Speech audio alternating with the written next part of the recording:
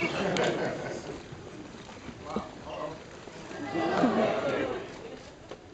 welcome, and Thank you. the film that we just saw, of course, is one of the two Star Trek films that you... Which movie did you see? I know, yeah, I did two of them, yeah. And, tell us about that. It must be interesting, I mean, because you were really the first Star Trek actor to go behind the camera and direct. We wanted to, Bill Shatner and I both wanted to direct during the series, but they weren't going to have it. And I guess they didn't want us having that much power. When we finished Star Trek II, which was a very good movie, I thought. When they called me, Spock died. And when I went to see the movie, I was caught by surprise by the ending because, you see Spock die, and then you see the black tube with Spock's remains, and then you see Bill Shatner, Captain Kirk, giving the eulogy. He said somewhere, in all my travels,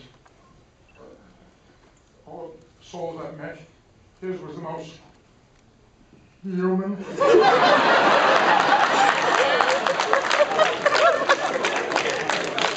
You can do Bill Shatner impressions all night. That's going to go over big, I think. Then you saw the tube shot out into space. The Tic Tac. And then there was some added footage, which was not in the original script. So I'm sitting there watching it, and the camera goes across some foliage, some mist, a little magical kind of look. And then guess what? There's the black tube. Spock's tube is laying there, and I thought, whoa. I think I'm going to get a call from Paramount very soon. And sure enough, they called me. And they said, we'd like to know if you want to be involved in the next Star Trek movie. Well, I have been wanting to direct for some time. I have been told many times, you should be directing. And I always took it as an insult. I thought there must be something wrong with my acting. But I thought I could do a great job. And they finally went for it. When Bill Shatner heard that I was going to direct the Star Trek movie, he went into deep shock.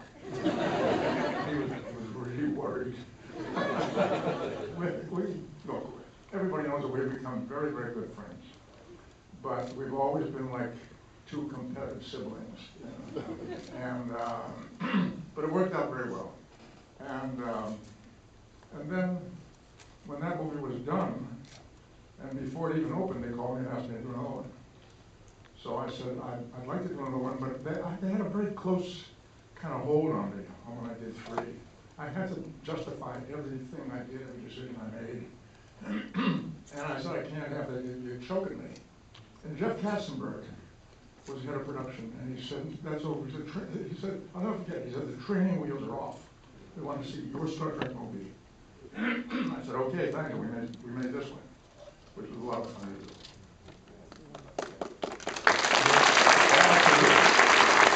I believe, if I'm not mistaken, that this is the highest grossing Star Trek film until the It was, yeah, it was. It was made for around 24 or 25 million, which was about twice what we had been spending for Star Trek movies. But it made a lot more than any of the other films ever made. Up until that time, of course, the most recent film was gigantic, but that's a whole other story. Yeah, and well, that's the story we want to hear about as well. And this, the great J.J. Abrams film, I think the film was outstanding. I think the spirit of the film really speaks to everything that Star Trek could be and should be. Yeah, I agree. I think J.J. and his people, Bob Orsi and Alex Kurtzman, really got it. They knew what they wanted to do with Star Trek and what Star Trek was at its best, and they went for that. And I think it showed. I think the film was very good.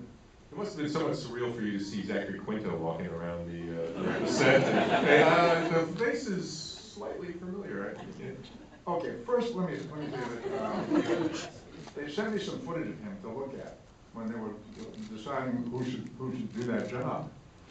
And I said, he looks enough like me to make it work, but more importantly, there's a brain. You can see him thinking. You understand that there's some thought going on, which is very important to this character, because there's so much inner life in the Spock character.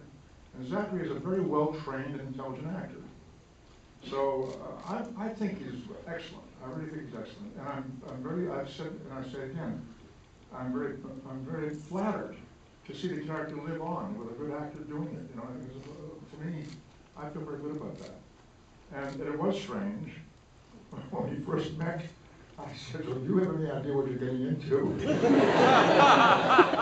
And we just had dinner in New York 4 or 5 days ago, and I think he did a very, very good job. I'll never forget that moment when the president, whoever it is, the big honchos of the academy, are congratulating him on his entrance and the fact that he's the first person, not pure Vulcan, to be admitted to the academy.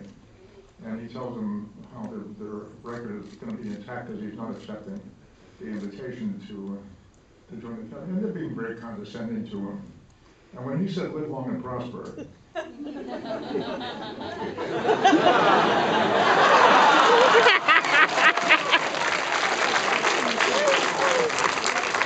said, nobody has ever delivered "Live long and prosper" that way. That's what I'm saying. And by the way, Flickr just went crazy with that. When you said to